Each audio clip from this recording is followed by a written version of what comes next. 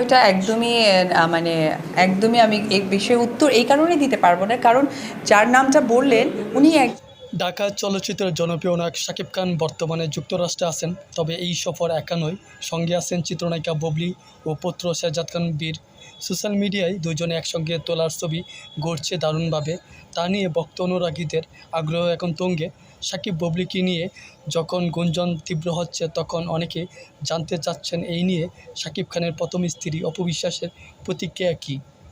যদিও অপু বিশ্বাস এই ঘটনার পর সামাজিক যোগাযোগ মাধ্যমে শাকিব বুবলিকে নিয়ে কিছু বলছে না, কিছু বলার সুযোগও নেই তার, যেহেতু শাকিব খান নিজেই সব কিছু করছেন। তারপরও কিছু না কিছু বলতেই পারেন। অনুষ্ঠানের শেষে সাংবাদিকদের বিভিন্ন প্রশ্নের মুখোমুখি হন অপু বিশ্বাস। তখন যুক্তরাষ্ট্রের শাকিব খান বুবলির একসঙ্গে থাকার প্রসঙ্গে উঠতেই অপু বিশ্বাস বুকে চাপা কষ্ট নিয়ে বললেন, মানুষ মানুষকে চিনতে পারে না, এটা অস্বাভাবিক কিছু নয়।